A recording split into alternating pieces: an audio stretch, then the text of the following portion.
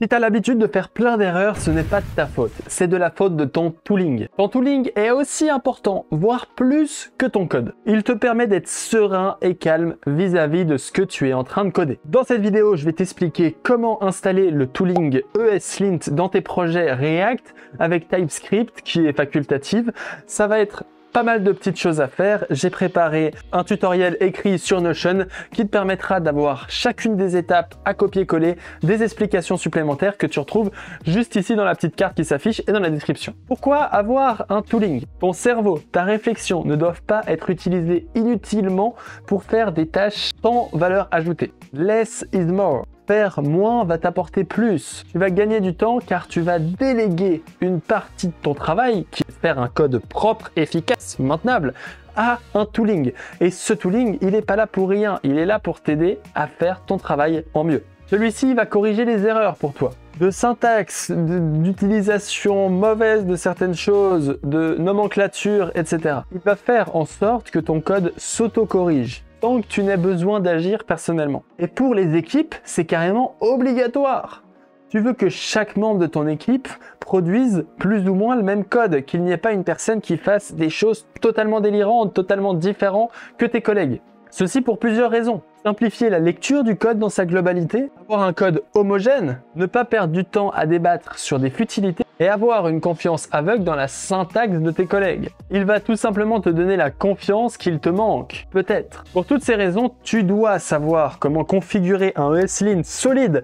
Et je peux te dire qu'au début, on n'a pas l'impression que c'est important et on se dit mais c'est quoi cette merde? Mais pourtant, avoir une config ESLint de qualité, c'est juste essentiel pour ta santé mentale et pour que tu fasses un travail de qualité. Et c'est le but de ma chaîne YouTube et de mon compte Twitter, aider les développeurs à faire un travail de qualité dès le début. C'est parti pour Setup ESLint ensemble. Alors, comme tu le vois ici, j'ai setup un projet vite avec React et je l'ai ouvert juste ici. Et ici, j'ai mon navigateur. Quand tu crées un projet, généralement, il vient pas forcément avec une configuration ESLint. Pour configurer ESLint, on va commencer par ouvrir le terminal comme tu le vois ici. Et une fois que tu as le terminal avec la ESLint config ultime, comme tu vois, j'ai nommé mon projet ici. Et tu vas pouvoir faire npm init ESLint config comme je le fais ici. Ou, moi ce que je préfère, c'est pnpm create ESLint config. Ça, c'est pour utiliser PNPM, qui est un outil que je te conseille. Regarde cette vidéo juste ici pour comprendre pourquoi il faut que tu utilises ce tooling. Une fois que tu as ESLint, tu vas avoir des différents settings. Dans le tutoriel écrit, je te dis tous les settings que je te propose de choisir. Moi, c'est problème, import-export, React, TypeScript. Ça, c'est à toi de dire oui ou non. Ici, je vais mettre oui. Browser. Et ici, moi, personnellement, je te conseille de faire ta configuration en YAML. J'ai testé les trois. JavaScript, c'est vraiment horrible. YAML, j'aime bien parce que ça a vraiment une syntaxe très simple. Voilà. Et est-ce que tu as envie de l'installer? Oui. Et moi, je vais choisir PNPM, mais toi, tu peux choisir évidemment ce que tu veux.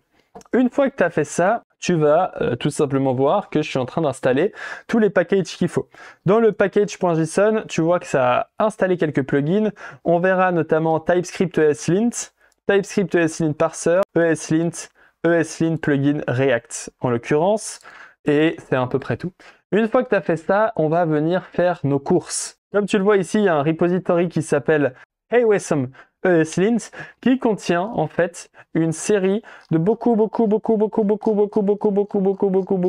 tooling. Il y en a pour le CSS, il y en a pour le Code Quality, je pense qu'il y en a même pour Tailwind. Il y en a pour jQuery, il y en a pour Lodash, il y en a pour MongoDB, il y en a pour l'HTML. Bref, ESLint, il s'adapte à tout et tout ce que tu veux. Et ce qui est intéressant ici, c'est qu'il y a des configs Well Done Company. Tu verras notamment Airbnb, Facebook, Google, Shopify, Wikimedia. Bref, tu as vraiment beaucoup de configs. Et moi, ce que je te propose, c'est de créer ta propre config. C'est-à-dire que moi, ici, je vais faire ma config comme moi, je l'ai fait, etc. Mais je la change tout le temps en fonction de mes projets, etc., en fonction de l'entreprise où tu es. Mais ici, tu vas pouvoir toi-même t'informer déjà sur les bonnes pratiques parce que tu vas voir que là-dedans, tu découvres les bonnes pratiques et tu vas aussi découvrir certains trucs que tu fais mal, etc. Bref, on va commencer tout de suite.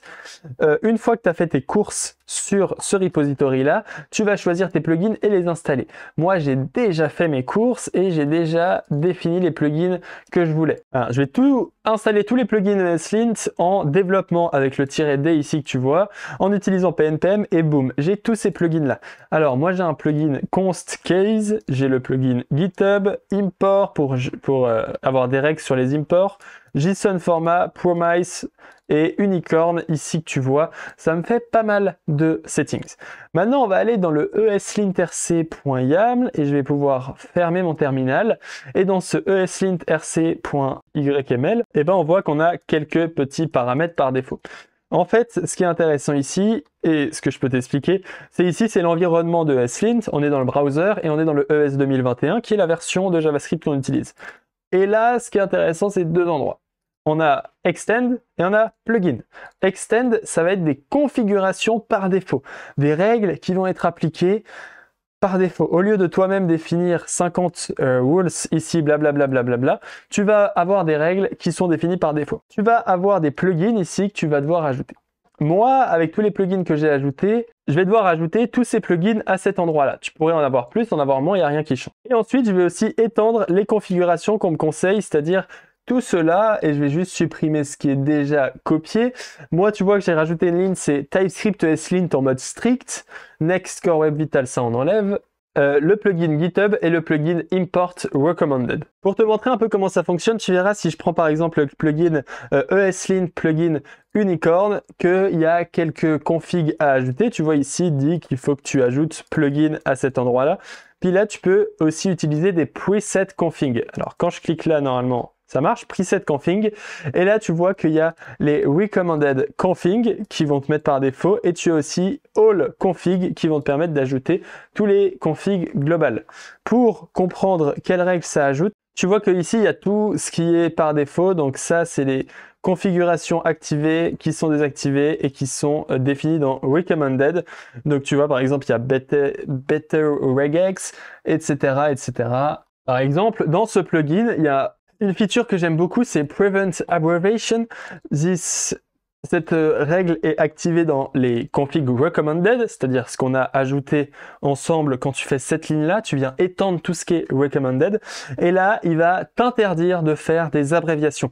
Et ça, en tant que développeur débutant ou en tant que développeur senior, parce qu'il y en a plein qui le font aussi, arrêtez de croire, et bah, quand tu écris E égale new error, E égale document, etc., ce genre de machin, ah là là là là là là, tu fais pas ça, c'est fini.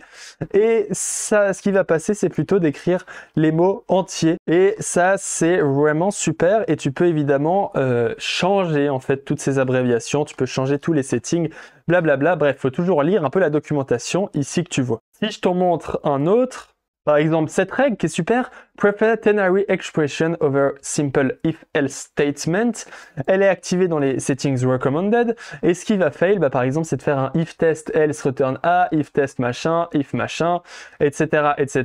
Et lui, il va te dire, non, tu dois utiliser un Ternary Operator. Qu'est-ce que c'est l'utilité de ces outils-là? C'est deux choses. Tu vois que cette règle est automatiquement fixable avec le -fix CLI option. Ça veut dire que quand tu rajoutes des règles comme ceci, non seulement tu t'assures que personne n'oublie de faire des ternary operator alors que c'est possible, mais en plus, tu vas automatiser, et là c'est génial et tu t'imagines pas comme c'est cool, tu vas automatiser la gestion de certaines choses avec ESLint. ESLint va être ton IA, mais c'est pas une IA, c'est juste un tooling. Il faut te rendre compte de la puissance du truc. Un petit détail qu'il faut rajouter avec TypeScript, c'est ici Parser Option. Tu vois qu'avant c'était ceci. Moi, je l'ai remplacé avec ceci, ECMA version 2021. Tu vois que c'est la même qui est écrit ici, project.tsconfig.json et source type module. Maintenant, je vais te montrer un peu la puissance de ESLint. Comme tu le vois, moi, j'ai une règle qui me dit que si je déclare des fonctions, ben, en fait, je ne dois pas. Je suis obligé d'utiliser la syntaxe function expression que je peux faire ici en faisant convert to errand function. Et là, évidemment, j'aurai une autre erreur comme quoi la variable n'est pas utilisée. Maintenant, un exemple tout con, mais si ici j'utilise let test égale AA et que je sauvegarde, j'ai activé dans VS Code qui fixe les règles ESLint automatiquement et dès que je sauvegarde, bah tu vois qu'il remplace le test en const. Plus marrant, on avait parlé du ternary operator avant, si là je fais const test est égal à true, et si ici je fais if test return p salut, else return p bonsoir, et que j'enlève ça, il va me dire, il faut remplacer par un ternary operator, et quand je save, automatiquement, on me remplace par un ternary operator. Dans mon cas, tu peux le désactiver, tu peux l'activer, c'est toi qui le vois. En fait, le tooling, il va faire ton travail, mais tu vas comprendre ce qu'il fait, parce que c'est pas non plus Copilot qui te fait des trucs à dormir debout. Tu vois que si un jour un de tes développeurs, en fait, il a envie de nommer sa variable, je sais pas pourquoi, et ben il va te dire c'est pas une variable qui est acceptée, appelle-la error, event ou un nom plus descriptif. En fait, ça t'évite de faire toutes les erreurs possibles et imaginables. Et il y en a des centaines de règles, je vais pas passer sur toutes les règles. Et en fait, c'est toi qui dois t'amuser ici. Tu vois, moi j'ai rajouté plein de règles TypeScript, machin, etc., etc. Et c'est à toi de gérer toutes ces règles. J'ai un tutoriel complet que tu retrouveras juste ici avec le cadeau ESLint qui t'explique tout ce qu'il faut savoir pour ESLint. Je te laisse le récupérer et en profiter. Maintenant que tu sais comment gérer le tooling, je ne vais pas te cacher que tu vas avoir plein d'emmerdes. Là, même pour faire cette démo-là, j'ai coupé les moments, mais j'ai résolu quelques problèmes que j'avais vis-à-vis de Vite, parce que j'ai copié une config de un projet Next.js dans Vite. J'avais quelques trucs à changer pour que ça fonctionne, etc., etc. Il faut apprendre à faire ça.